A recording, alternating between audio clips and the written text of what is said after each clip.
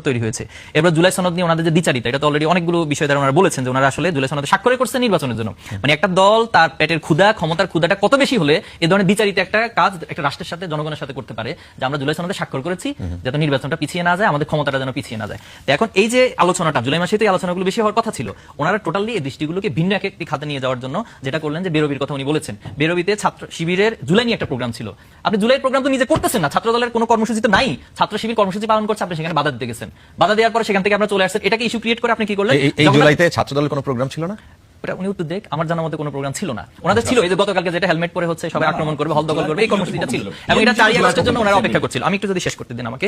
দেখুন, জগন্নাথ বিশ্ববিদ্যালয়ের যে ঘটনাটা, এখানে আপনার বিশ্ববিদ্যালয় প্রশাসনের একটা প্রোগ্রাম, ইউজিসি চেয়ারম্যান সেখানে যাবেন, বিশ্ববিদ্যালয়ের যোগসুদ নির্বাচিত প্রতিনিধি যারা তারা এবং ইনকিলাব মঞ্চ তারা একটা প্লে কার্ডে জাস্ট ইউজিসি চেয়ারম্যানকে দেখাবে যে আমাদের এখানে যে বরাদ্দটা দেওয়া হয়েছে এই বরাদ্দ বাস্তবায়ন হচ্ছে না, এটা নিয়ে টেন্ডারের বহু রাজনীতি এই অঞ্চলের মধ্যে হচ্ছে, আপনি মেহরবানি করে এটা সেনাবাহিনীর হাতে তুলে দেন। এটা বিশ্ববিদ্যালয়ের শিক্ষার্থীদের কি ন্যূনতম অধিকারটুকু নাই? এখন আপনি আমাকে উত্তর দেন যে সেখানে কেন ছাত্র শিবিরের যে নির্বাচিত প্রতিনিধি, যোগসুদ প্রতিনিধি, তাকে এভাবে হামলা করা হলো।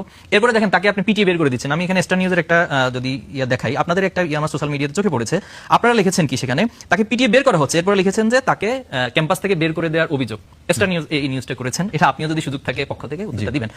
তো আমরা দেখছি এরপরে দেখুন তারা হসপিটালে এসেছে। তো এটা গতকালকে আলাপটা বেশি এসেছে। এখন পর্যন্ত আমরা আমাদের অবজারভেশনে 3টা শ্রেণী হচ্ছে এই মানে বর্বরতার নিদর্শনটা দেখি। একটা ইসরায়েলে আমরা দেখেছি যে আহত অবস্থা হসপিটালে যায়, সেখানে হামলা করে। এরপর আমরা জুলাই আগস্টে দেখেছি যে শিক্ষার্থীরা আহত হয়ে হসপিটালে গিয়েছে, সেখানে ছাত্রলীগ হামলা করছে। আর গতকাল আমরা দেখলাম হচ্ছে ছাত্রদল নতুন করে হসপিটালে আহত হয়েছে, তাদের উপর গিয়ে হামলা করেছে। তাহলে প্যারালালি ইসরায়েল, ছাত্রলীগ, ছাত্রদল একটা জিনিস হয়ে যাচ্ছে। এরপরে দেখেন আপনি ঢাকা কলেজ বলেন, ঢাকা কলেজে গিয়ে বলছে যে এটা ছাত্রদলের ক্যাম্পাস, এখানে কারো কোনো চলবে না। জগন্নাথ বিশ্ববিদ্যালয় ভিসিকে আঙ্গুল উঁচিয়ে দেখাচ্ছে যে আমার চেয়ে সিনিয়র। আমি বিশ্ববিদ্যালয় সভাপতি হয়েছি 2018 সালে, এরপর শিবিরের কেন্দ্রে দায়িত্ব পালন করে অলরেডি আমি ছাত্র জীবন শেষ করে রাজনৈতিক অঙ্গনে এসেছি, অথচ আমার চেয়ে সিনিয়র তিনি ক্যাম্পাসে গিয়ে ভিসিকে বলতেছে এটা ছাত্র দলের ক্যাম্পাস। এটা একটা হাস্যকর বিষয়। এরপর আপনি দেখেন আজকে যেটা হয়েছে, আপনি হয়তো রিসেন্ট এই তথ্যটা পেয়েছেন কিনা, স্বাস্থ্য সম্পাদক, যোগসুদ নির্বাচিত স্বাস্থ্য সম্পাদক ইনকিলাব মঞ্চের মুখপাত্র নূর মোহাম্মদ, তার উপর একটু আগে হামলা করা হয়েছে। এবং হিমেল, যিনি ছাত্র দলের জগন্নাথ বিশ্ববিদ্যালয়ের সভাপতি, তিনি তার ইন্টারনাল গ্রুপে মেসেজ দিয়েছেন যে পুরান ঢাকার ছাত্র শিবির যতগুলো ম্যাচ আছে তোরা লিস্ট কর এবং প্রত্যেকটা ম্যাচ আমরা গুড়িয়ে দিব এবং এদেরকে পুরান ঢাকা ছাড়া করবো। এটা কোন রাজনীতি ভাই? এটা কি নয়ন ভাইদেরকে দেখে দেখে ওনাদের ছাত্রদল সহ, নাকি এটা তারেক রহমানের কোন নির্দেশনা আছে? এটা স্পষ্ট উত্তরটা দিবে। এটা কোন ধরনের রাজনীতি? এটাকে আপনারা কিভাবে জায়েজ করবেন? আর কিছু না হইলে দায় দিয়ে দাও। ছাত্রদলের প্রেসিডেন্ট গত বছর তিনি একটা প্রেস ব্রিফিং করতেছিলেন, তো সেখানে একটা প্রশ্ন করা হয়েছিল, উনি ওনার সেক্রেটারিকে বলতেছেন যে শিবিরের উপর দায় দিয়ে দাও। এই এতগুলো ঘটনা ঘটার পর আমাদের নয়ন ভাইরা আবার কোন লজ্জা, মানে কোন মুখে, কোন চোখের ওনারা আবার শিবিরের উপর এই দায়গুলো দিতে চান? আমার হাতে যে খেলনাটা ছিল এটা আপনাদের হাতে আজকে সারাদিন ছিল কিনা? হাজার হাজার।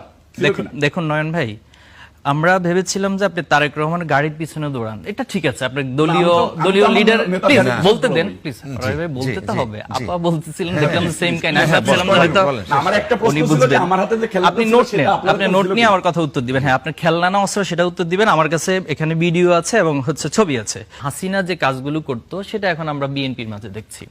এরপর ছাত্রলীগ যে কাজগুলো করতো সেটা আমরা হচ্ছে ছাত্র দল এবং দেখছি। এখানে আমি খুবই মানে এসে ভাইকে দেখলাম, তো গতকালকে সারাদিন ভাইকে আমরা স্ক্রিনে দেখেছি, টিভি মিডিয়াতে দেখেছি আপনাদের মাধ্যমে।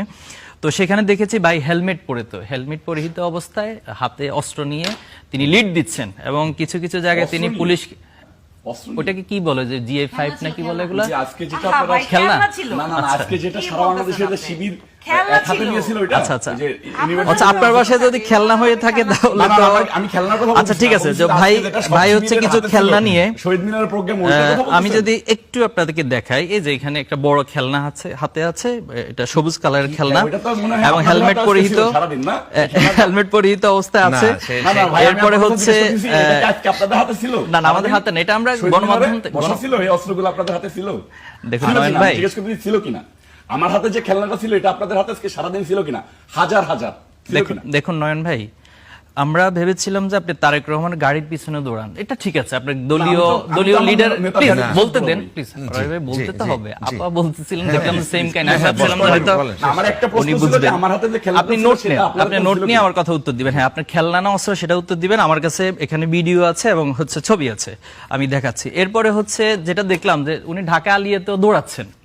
তো আমি ভাবছিলাম যে শুরুতে তারেক রহমানের কোনো সাপোর্ট ছিল কিনা ঢাকা আলিয়াতে, কিন্তু দেখলাম যে না, সেখানে আসলে হল দখল করার জন্য তারা গিয়েছেন এবং সেখানে রাতের বেলায় স্ট্যাটাস দিয়েছে ওনাদের দখল করার জন্য, যে বিএনপির লোকজন চলে আসবে। এখন ওনারা কেন গিয়েছে এটা উত্তর ওনারা দিবে। এবং আমি প্রথম ভাবছিলাম যে উনি ঢাকা আলিয়াতে পড়েন, আমি কয়েকজনকে জিজ্ঞেস করেছিলাম, কেউ বলতে পারে না যে তিনি ঢাকা আলিয়ার স্টুডেন্ট। তাহলে ঢাকা আলীর স্টুডেন্ট না হয়ে আপনি কেন সেখানে যাবেন, সেখানে হল দখলের জন্য সেখানে যাবেন, এটা কি কি জন্য প্রশ্ন? গিয়েছিলেন? আমি note রাখবো? এবং সেখানে গিয়ে শুধু শিক্ষককে হামলার কথা তো বলেছে, শিক্ষকদের ল্যাপটপ চুরি করা হয়েছে এবং অনেক কিছু সেখান থেকে চিন্তাই করে নিয়ে আসে, যেটা ওনাদের চাঁদাবাজি চিন্তাকারী হিসেবে অলরেডি এস্টাবলিশড হয়ে গেছে।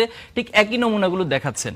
তো এখন আমাদের প্রশ্ন হচ্ছে যে এই যে কাজগুলো হচ্ছে, এটার জন্য তো আসলে ক্ষমতা পরিবর্তনের জন্য তো আমরা জীবন দেই নাই। আপনারা তো ধান খেতে কাটিয়েছেন। ওনার কিছু বিষয় আমি সম্ভবত মিডিয়াতে চোখে পড়েছে, উনি ওনার নির্যাতনের শিকার হয়েছেন, অনেক গল্প আছে, ওনার কারা নির্যাতিত হয়েছেন। তো এই যে গল্পগুলো ভুলে যান কেন ভাই? হাসিনাও তো আগে তো অতীত থেকে শিক্ষা যদি নিত, তাহলে হাসিনার পরিণতি তো আজকে এইভাবে হতো না। আর আপনাদের কাছে তো এখন চাক্ষুষ প্রমাণ, এবং এই প্রজন্ম পুরাটা এখন প্যারালালি আপনাদের সামনে আছে, আপনাদের চারপাশে অবস্থান করতেছে। তাহলে এই প্রজন্মকে আপনারা বোকা বানিয়ে এই কাজগুলো কেন করছেন? আপনি ব্যাংক দখলের কথা তিনি বলেছেন, আপা বলেছিলেন যে এটা মানব জমিনের রিপোর্টের আলোকে আছে, আপনি ইত্তেফাকে আছে, অনেকগুলো মিডিয়াতে সেটা এসেছে। এবং 6 আগস্ট আমরা দেখেছি সময় টিভি চ্যানেলে ভাইয়ের নেতৃত্বে হচ্ছে, সেখানে সেটা দখল করার জন্য বলা হয়েছে। না, এটা নিউজ আছে। আপনি মিডিয়ার বিরুদ্ধে আপনি মিডিয়ার বিরুদ্ধে স্টেপ নেন, মিডিয়া কেন নিউজটা করলো, আপনি স্টেপ নিতে পারেন, আপনি তো ক্ষমতায় আছেন, আপনি তো ক্ষমতায় আছেন।